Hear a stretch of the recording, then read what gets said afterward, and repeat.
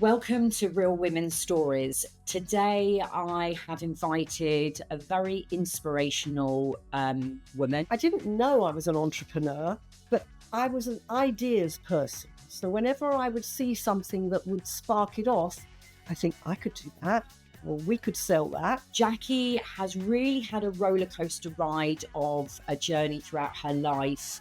I think we've been there a few days. We were about to leave to go home to England, and he was in the shower, and I just heard a massive bang, and I didn't know what it was. Jackie's husband, Tony, and her met when she was very young. She was 16 years old. And I believe that he was quite an active man when he was younger. This episode is about Jackie's journey and how she prepared her life for being a carer for Tony. I'd like to kind of first of all start talking about Tony, if that's okay. Yeah. Like, tell me, how did you describe when you kind of got together? Well, it was quite funny, really, because he was going out with my best friend, and she introduced me to him, and I didn't like him at all. He was ginger, and I didn't want to go out with a guy with red hair. We actually they set me up with his friend, and we used to double date for a while. And then one day, my husband, or Tony, said to me then, I don't want to go out with her anymore. I want to go out with you. Will you break off with her for me? So I should have known then, all those years ago, what he was like. I wasn't really that interested. But once he's 7 years older than me. He was a gymnast. He looked great. And I just was hooked, I guess. Obviously did fall in love with him. Didn't understand what love was, but knew I couldn't be without him. What experiences and events has made you the person you are today? Well, my father was an ordinary London black cab driver, but he was, in his own way, an entrepreneur. And he was a very optimistic man who wanted to do more in life than to just do what he was doing. So he would come up with all these ideas and things that could work for him, and so on and so forth. And I inherited this from him because I didn't know I was an entrepreneur then. I was a hairdresser. I mean, we all left school. We either went to Pitman's and did secretarial, or we learned to do hair. But I was an ideas person. So whenever I would see something that would spark it off, I think I could do that, or we could sell that. And very early on.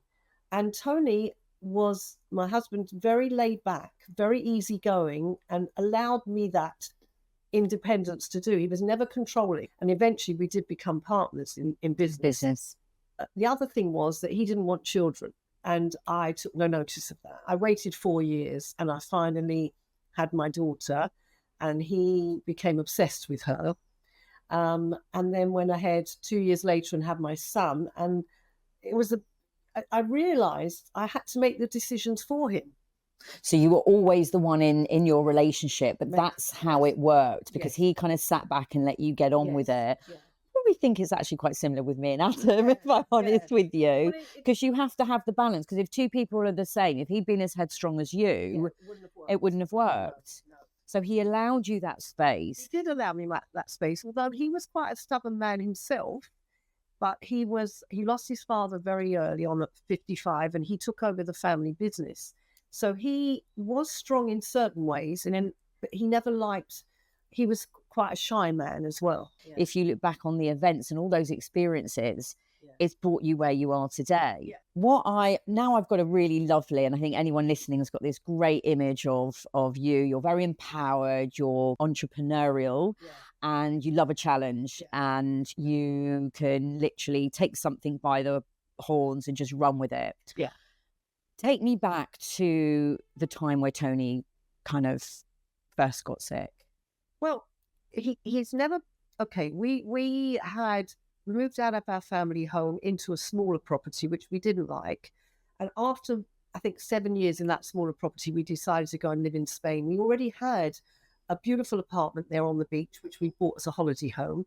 And we just decided, let's go and live out there. I could still run my business from Spain.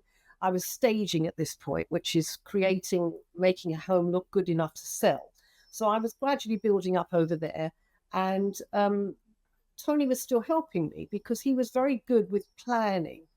He had a very good eye for it. Plus, thank goodness, as a young married woman, he taught me about finance and about, how to deal with VATs and all of these sort of things, which came in very handy. But I had been in hospital having a hysterectomy, and I went out there to recover.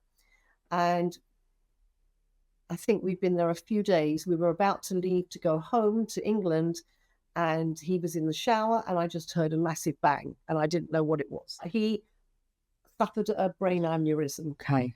which I didn't know. I didn't even know what aneurysm was. Thank God he survived. He's a miracle. He really is, Tony, because most people don't survive aneurysms. And if they do, then they survive them with all sorts of disabilities. But the one thing that they said to me after his surgery was he will have difficulty taking on new information and processing it. Okay. And making decisions on it. Well, I didn't think that was important. But what happened was he wasn't able to continue working because he couldn't make decisions on, and he couldn't take on the information. So I naturally took over. And it was difficult at the beginning, but because of what he taught me, it wasn't. The problem with the taking on information and processing it has been a slow journey for me, a very slow journey. So I've got used to it over the years, and I've taken over more and more decisions and responsibility naturally. And if I want to be honest, I quite enjoy it. I don't have a problem with it. Another person may feel differently because I have many friends that are controlled by their husbands, and the husbands have taken over everything. So that if anything happens to them, the wives are just wouldn't know what to do. No, so that was great. I've got two amazing children who've always been there for me. My daughter's very efficient, and I've adapted. Yeah, let's put it that way. I've adapted to a different way of life. I don't regret one thing, and I'm just grateful that he's still here. Yeah. Because, especially now at my age, I'm seeing a lot more of what can happen to people. Sure. And there was no way that we could have stopped it. No. That was the other thing. Yeah. Well, you don't know. And it's like when somebody suddenly has a heart attack or a stroke, you don't know what's going inside someone's body. A heart attack or a stroke could be picked up by blood pressure or other examinations. What Tony had could never have been picked up because an aneurysm is a tiny little bubble that's on an artery that goes through either the brain or the heart. It can happen in the stomach, and it bursts. Right. Now, that could stay with him for the rest of his life like that, or it could burst. Yeah. He may have had it when he was born. Nobody was able to tell me that, but it didn't matter. Yeah. What would you say? You said that obviously you were able to take on the role, and you said you've got friends who wouldn't be capable. Do you know what help is out there for? Is there help in the community for women that obviously have that situation happen and then they're lost because their husbands they're the minefield of all the information and they're taught nothing? It's funny you should say that because at this stage in my life, having been to Spain, come back and done all the other businesses that I've done, I've now settled on helping my age group, retirement people, in all sorts of fields, one of which is working with a beautiful retirement village that's been built that's relatively new. And I recommended clients there, and I'm doing up their apartments and everything else. But I am so keen on setting up some kind of group for widows and trying to help them through this period, because it's very, very hard when you've never either, I would say, never been allowed to make the decisions. Okay. I know I shouldn't say that because it sounds like their husbands are, but there are women that are very susceptible to, they like being controlled. And that's okay. But you should be preparing your wife later in life for what could happen. Sure. And especially now with technology. I mean, I'm fortunate because I was part of a network marketing group for 11 years, and I had to teach myself the computer and what to do on the computer and spreadsheets and all of that kind of thing. Yeah. Well, it's horrendous for an older woman to have to do that. Yeah. So I think I'd like to be able to help people at this stage with very simple information. Where is Tony at now? Okay, so Tony, in the last probably 4 or 5 years, I've watched him decline more. And he's quite a happy man, but he just doesn't have concentration at all with anything. He can be sitting and watching television and not know what he's watching. And where we used to live in Spain was so beautiful. We were literally on the sea. And he used to sit out on the terrace with me. We used to love all of that. Well, suddenly I was finding he was sitting inside all day. He wasn't really motivated to do anything. And 2 years ago, I think it was, I decided to come back with him. And I was very lucky or very grateful that my daughter, who is a single mum with 2 teenage children, had enough space on the side of her house. And I developed an apartment for us both, because she wanted it too. She wanted to be near us, and she wanted to be near her dad because she knows what her mum's like. And I love to be going all over the place and also to visit my family in America. My son is over there. So we made an arrangement between us and I brought him back. Now, my first thing was to get him properly diagnosed, because I knew that he had something, either dementia, Alzheimer's, something that was coming or was there already. The problem with Tony is because he had the surgery on his brain and he had the aneurysm clipped, he can't have an MRI because of the movement of the MRI, because it could dislodge the clip. So I went to see a professor at Queen Square who analysed him by tests and all the other things that they do. And based on that, he said he is suffering from a mixture of vascular cognitive decline, which is what was be expected from what he had, and a slow form of Alzheimer's. I'm not convinced that he has Alzheimer's. I see a lot of people with Alzheimer's, and he's still very self-sufficient. He showers himself, he dresses himself, he does everything. He's basically a lazy man anyway, always was. I always used to wait on him hand and foot. My kids used to go mad at me. So I'm just continuing to do that. But I don't see a massive change in him. I haven't seen a massive change in him. He's on medication. But the other problem was I took him to see the doctor when we first came back to continue the brain medication from Spain. And the doctor discovered he had a heart condition, which I didn't know anything about. Apparently he's had a silent heart attack. And he's had, but you would never know it with my husband. He's such a laid-back man anyway. So at this moment in time, I'm finding life easy in as much that I have got my space. I can go out and about and do things. I can build my business back up again, which I'm doing successfully. And I can travel to see my son and my sister in Florida, which is really important for me.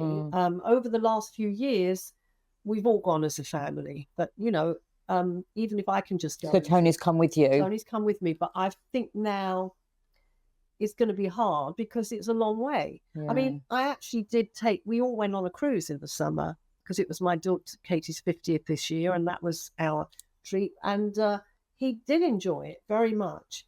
He doesn't remember it. Right.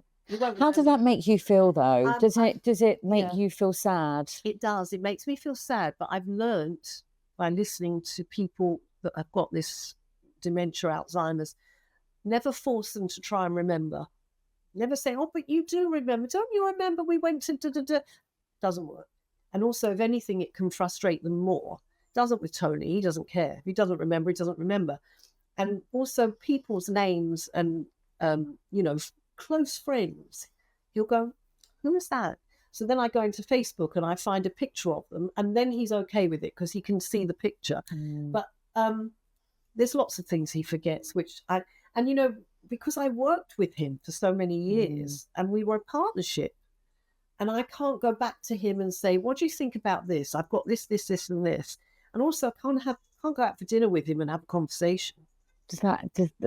Upsets me. It does upset me. I guess it instills a bit of loneliness there in terms of you haven't got your partner in crime there anymore. Exactly, it does. But you know what? I'm grateful It's not worse. Yeah. That's how I look at life. It could be a lot worse. When we go out with friends, however good of friends they are, and they are wonderful, my old friends, nobody talks to him. No. Because he doesn't really join in the conversation. Do you know what I mean? Yeah. And I at the beginning, got very upset with that. And I almost got upset with my friends because of it. But I understand that now, because he doesn't respond. But one thing he's kept is his sense of humour. And he used to tell the worst jokes ever. And everybody knows Tony as the joker. Yeah. So now you'll say to him, "You all right? How do you feel?" And he'll go, 1 o'clock. You know, he'll do anything to sort of make, and that is really important, because it's not a depressive atmosphere. So then you see little signs of him that he's still there. Yeah. He's still there. Yeah. But, and this might be quite difficult to answer, like when that stops. Well, I know that it's going to stop. Yeah. I'm very aware that it can only go one way. Yeah. But I have amazing support with my daughter, who is absolutely fantastic with him. Yeah. She handles him differently to me. She tries to make him do more things for himself. And between the two of us, we will make decisions later on as to what will happen.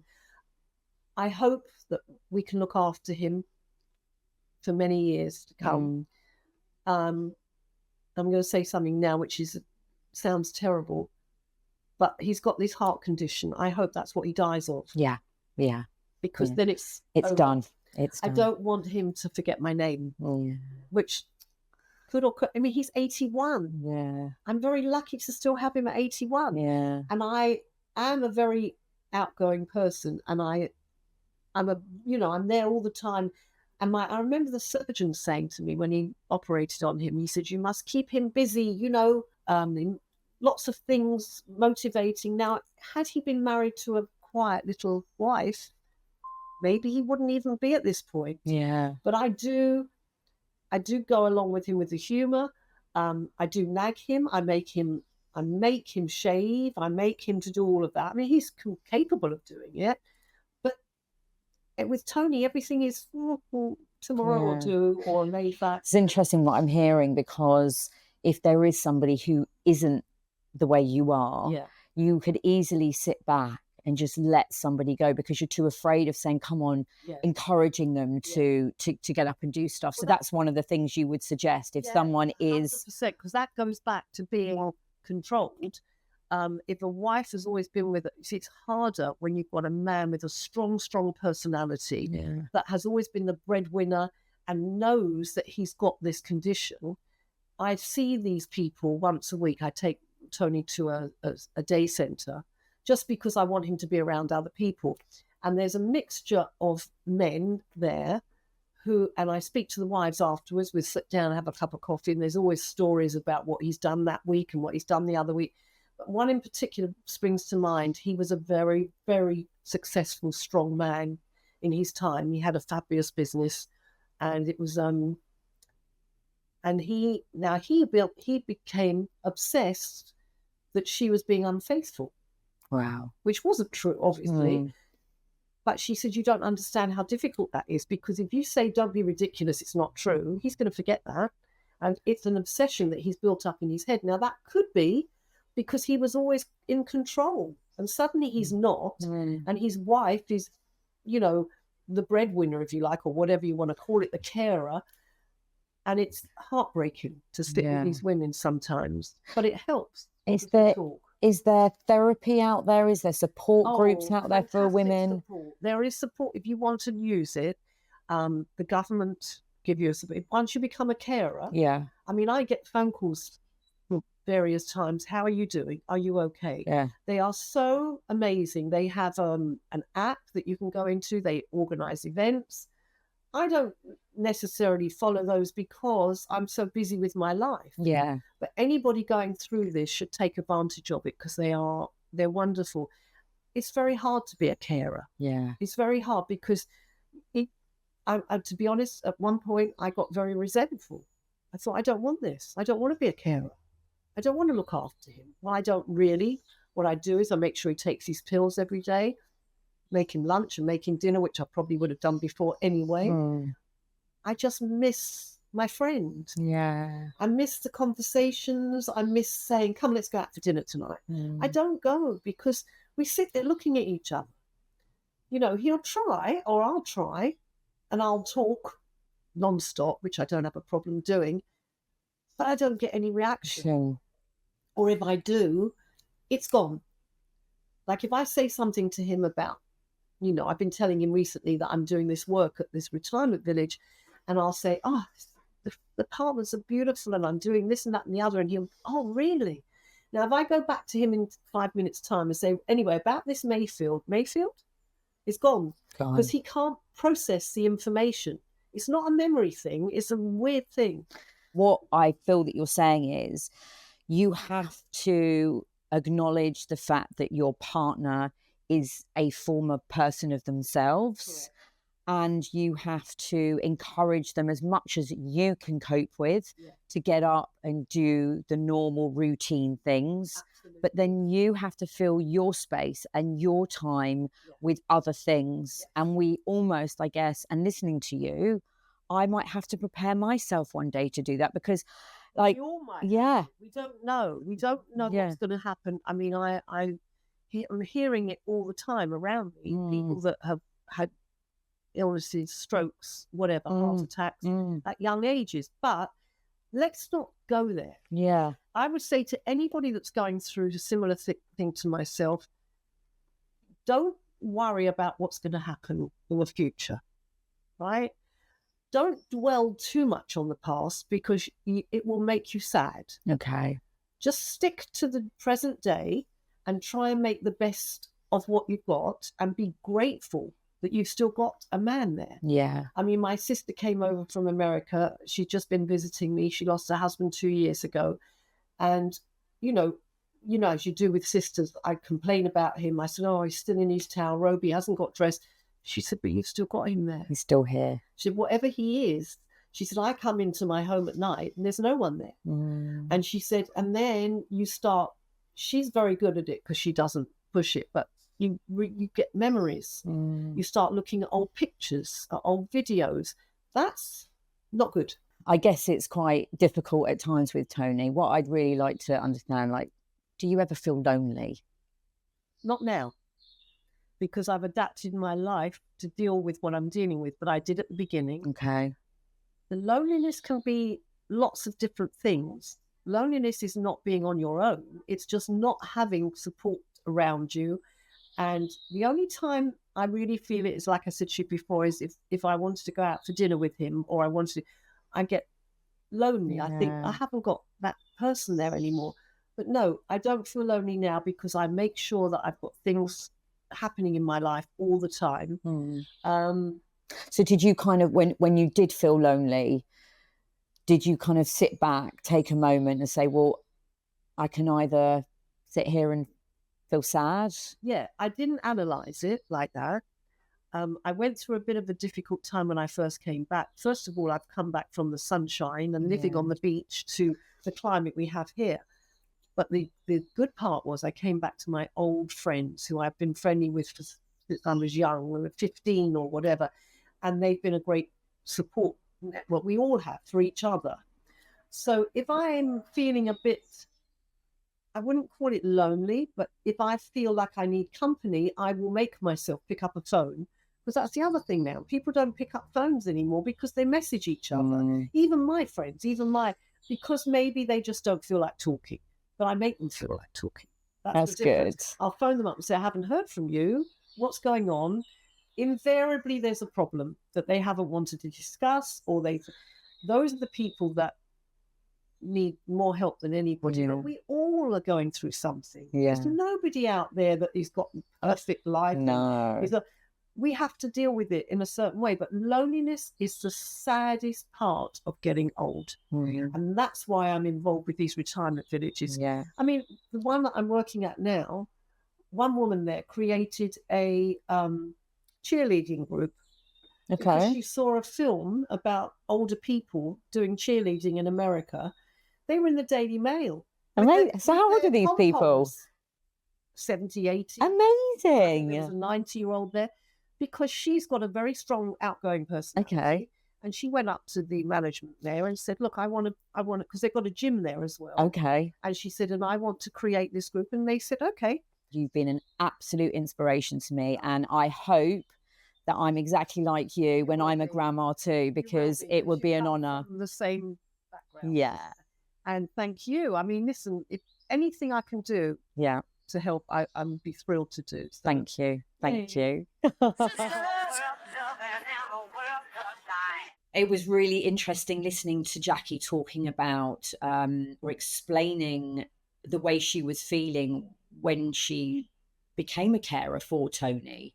And I think this really serves us throughout our lives, that we can either sit and let the emotions wash over us and sit with them constantly, or we can actually make a decision and say, you know what, I am feeling lonely, I am feeling sad, but I'm going to do something about it. I'm not going to let this overwhelm my life and overtake my life so that I am stuck at home and I'm feeling miserable. I'm going to get up and I'm going to research groups that could potentially help me if I'm in a situation that I am a carer, or even if I feel lonely or if I feel sad.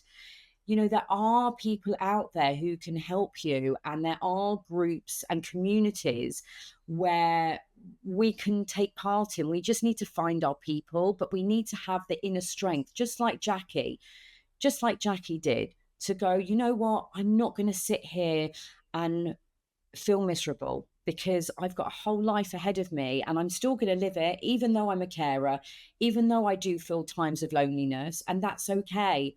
But I'm not going to let this overtake my life or overrule my life. I really wanted to bring Jackie onto this episode and talk about her story to really help other people. And I'm sure we all know somebody who is either a carer or has lost somebody or feels a little bit lonely. So, you know, share this episode with your friends, with a family member, because it could really, really help somebody and encourage them and just give them that little bit of light, that they would know that they're not on their own, that there are other people within a community that are feeling the same, that are experiencing the same feelings. So I'd really love it if you do know of anybody, even if they don't listen to podcasts, just share the episode with them. It really might help them. It might give them a little spark in their life that they think, you know what, Jackie has inspired me and I'm going to take action, and I'm not going to feel lonely and lost and sad anymore. I'm going to join some kind of community or group and be a part of something so that I don't feel so alone. To end this episode this week, I really would love to hand this back over to Jackie, just to give you guys her thoughts and her inspirations of how she's navigated her life and how she looks at her life now. So I just want to say that you should enjoy every day and keep that glass half full, not empty. Never look back except to cherish all your precious memories. Never worry about the future. Just live every day to the full. Life is so very precious. So grab every opportunity with both hands. And finally, just never forget to say thank you for what you have. That's it.